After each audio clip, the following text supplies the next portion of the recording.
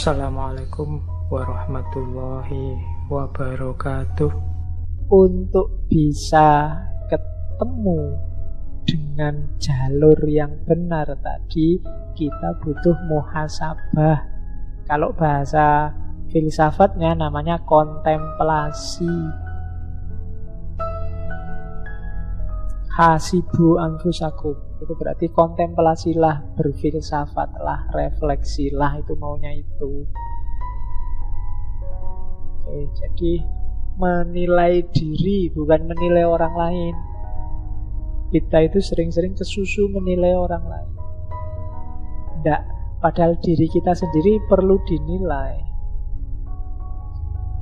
Jalurnya gimana? Modenya ada mode purifikasi, ada mode instruksi, ada mode revelation.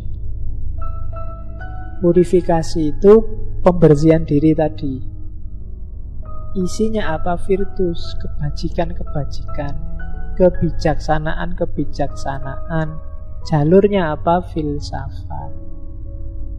Filsafat yang bisa mengidentifikasi kebijaksanaan, bisa tahu mana yang harusnya jalan, mana yang harusnya berhenti, mana yang harusnya duduk saja, mana yang harusnya berdiri. Ini namanya kebijaksanaan. Ilmu yang menggarap itu namanya hikmah, filosofi. Jadi hidup itu variabelnya banyak. Yang penting banyak, yang tidak penting banyak. Ada yang seolah-olah keliru tapi benar, ada yang seolah-olah benar tapi keliru. Itu makanya harus pas komposisinya. Dan yang bisa tahu itu filsafat. Harusnya kamu lari kok malah duduk, itu tidak bijaksana, hasilnya mesti jelek. Harusnya kamu duduk kok malah lari-lari, juga hasilnya jelek. Bijaksana itu rumusnya selalu pas. Kapan diem saja, kapan harus menyapa, kapan harus nembak, kapan harus diputus saja, kapan harus nyari yang lain, itu pas. Kalau kamu rumusnya ini keliru, membacanya tidak pas, ya kamu salah-salah. Waktunya nembak kamu diem aja, baru sudah ditembak orang kamu nangis-nangis, ngejar-ngejar, baru keliru, kamu salah terus rumusnya. Harus pas. Kapan waktunya belajar, kapan waktunya nongkrong, kapan waktunya keangkringan, kapan waktunya mandi, kapan harus pas. Begitu kamu salah rumus, ya susah. Waktunya belajar kamu malah nonton TV, nanti begitu sudah saatnya buka buku kamu ngantuk. Waktunya harus tidur kok kamu malah bikin makalah, akhirnya tidurnya nggak berkualitas, makalahnya jelek. Nggak pas rumusnya. Jadi apa-apa harus pas. Yang ngerti kayak gini filsafat. Kalau ini tidak mampu, ada jalur kedua, jalur instruction. Pakai spiritual knowledge. Namanya teologi. Pak, saya tidak mampu Pak, mikir sendiri susah Pak. Ya sudah, pakai fasilitas yang diberikan oleh Tuhan, oleh Allah. Teologi, ajaran agama. Allah itu kan sayang sama kita, terus kita nggak usah capek-capek mikir deh, ini tak kasih yang instan, tinggal dijalankan. Namanya teologi, instruksi sifatnya. Itu namanya, ya isinya spiritual knowledge, pengetahuan-pengetahuan spiritual. Kita harus begini, kita harus begitu, jangan begini, jangan begitu. Nah, itu langsung resepnya dari Tuhan. Namanya teologi. Kalau merasa belum tangguh untuk berpikir sendiri, ya pakai jalur teologi. Kalau mampu juga pakai jalur yang ketiga, namanya jalur teurgi. Kalau teologi itu cuma teori-teori, konsep-konsep. Kalau teurgi itu sifatnya pengalaman. Dapat wawasan dari pengalaman, itu teurgi.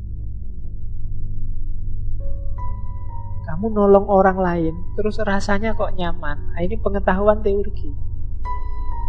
Kalau teologi, kamu baca Quran, terus Quran nyuruh sodako, terus kamu sodako. Nah, ini teologi. Tapi kalau teologi, pengetahuannya kamu dapat dari praktik sehari-hari. Itu teologi. Ya jalurnya revelation. Revelation itu sejajar sama intuition, sejajar sama ilham, sejajar sama wahyu.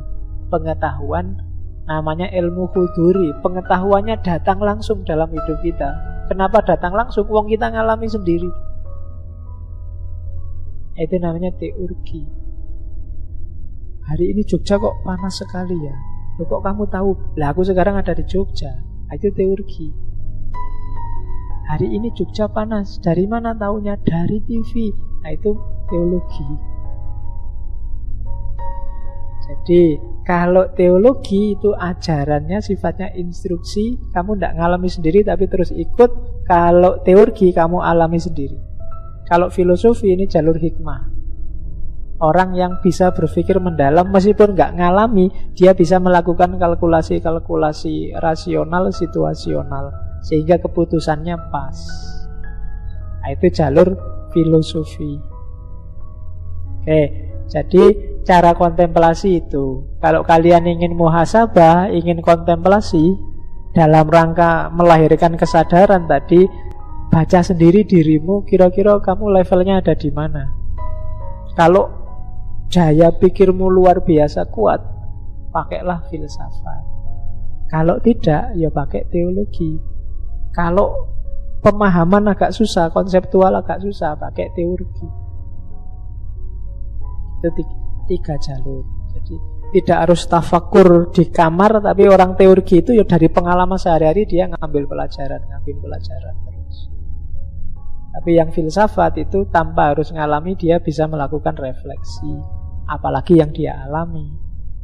Kalau teologi itu sifatnya instruktif, dia manut aja. Oh katanya orang pinter itu yang kayak gini baik. Oh katanya ulama ini kayak gitu baik. Al-Quran bilang kayak gini bisa bikin hati tenang. Sudahlah tak jalanin. Nah itu teologi. Nah, hidup kita untuk refleksi, untuk kontemplasi, ambil satu di antara tiga. Syukur bisa dua di antara tiga, syukur bisa tiga di antara tiga. Kalau bisa tiga-tiganya, kamu bisa luar biasa itu. Bisa jadi filosof beneran. Kurang lebihnya mohon maaf. Wallahul muwaffiq, wallahu a'lam bissawab. Wassalamualaikum warahmatullahi wabarakatuh.